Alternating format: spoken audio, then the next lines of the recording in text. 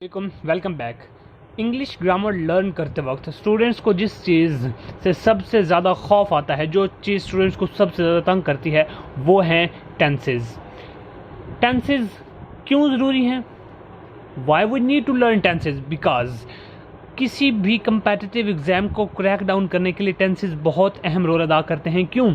क्योंकि हर competitive exam के अंदर हमारे पास आता है राइटिंग स्किल्स होंगी तो हम हर कंपेटिटिव एग्ज़ाम को पास कर सकते हैं। और राइटिंग के अंदर सबसे ज़्यादा अहम चीज़ होती है ग्रामर, और ग्रामर की बैकबोन है टेंसेस। सो आज से हम एक नई सीरीज शुरू करने जा रहे हैं जिसके अंदर हम टेंसेस को टोटली कवर करेंगे। हम एक्टिव वॉइस और पैसिव वॉइस को भी कवर करेंगे और साथ साथ हम डायरेक्ट और इनडायरेक्ट नरेशन को भी कवर करेंगे। किसी भी चीज़ को सीखना उस वक्त ज़्यादा आसान हो जाता है जब हमें पता चल जाए कि उस चीज़ को सीखने के बाद हमें कौन से फ़ायदे होंगे और उस चीज़ को सीखना आखिर ज़रूरी ही क्यों है। तो अगर देखा जाए तो पाकिस्तान के अंदर CSS एक कंपेटिटिव एग्ज़ाम है जो हर बंदे की एक विश होती है कि काश मैं CSS कर जाऊं। CSS के अंदर देखा जाए तो हमारे पास आता है ऐसे राइटिंग हमारे पास आती हैं, 6-7 ऐसे दिए होते हैं, उनमें से एक ऐसे करना होता है। हमारे पास आती है प्रेसियन कंपोजिशन हमारे पास आता है, और उर्दू से इंग्लिश हमें ट्रांसलेट करना होता है। ये 3 चीज़ें they are directly linked with tenses. सारे का सारा CSS ही इंग्लिश में होता है। सो अभी तक तो ये हमने देखा कि टेंसेस क्यों ज़रूरी हैं। सो हमने देखा कि टेंसेस किस तरह से हमारे एग्जामिनेशन सिस्टम के अंदर बैकबोन का रोल अदा करते हैं।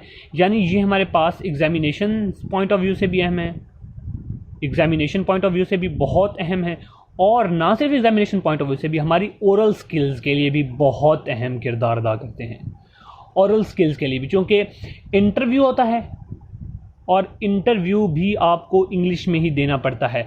सो इंटरव्यू भी आपको इंग्लिश में देना पड़ता है, और इंग्लिश को क्रैक डाउन करने के लिए हमारे पास टेंसेस को लर्न करना बहुत ज़रूरी है।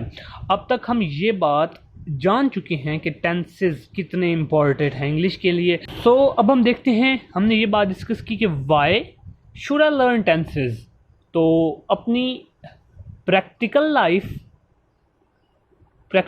को इम्प्रूव करने के लिए भी you need to learn tenses, और अपने करियर को सेट करने के लिए भी you need to learn tenses. दूसरी बात यह है कि इंग्लिश को टेंसेस की ज़रूरत क्यों पड़ी। इंग्लिश ज़बान टेंसेस के बगैर क्यों नहीं रह सकती, या कोई भी ज़बान टेंसेस के बगैर नहीं रह सकती, इसकी रीज़न क्या है। अब देखते हैं टेंसेस का मतलब क्या है।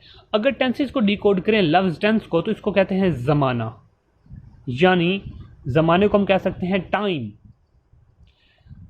हम सबको इस बात का पता है कि एक वो वक्त जिसमें हम रह रहे हैं, वी आर एक्सपीरियंसेस, उसको हम कहते हैं प्रेजेंट। जो हम एक्सपीरियंस कर चुके हैं, जो गुजर चुका है, उसको हम कहते हैं पास्ट। और जो लम्हा हमारी ज़िंदगी में आने वाला है उसको हम कहते हैं फ्यूचर। ये तो बिल्कुल एक प्रैक्टिकल अप्रोच है। इसके अंदर अभी तक हमने इंग्लिश की कोई बात नहीं की।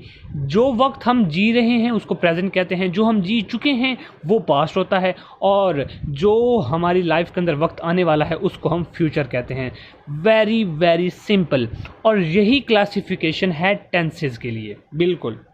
सो अभी हमने प्रैक्टिकल अप्रोच के ज़रिए देखा कि 3 किस्म के वक्त यानी टेंसेस एग्जिस्ट कर सकते हैं। प्रेजेंट,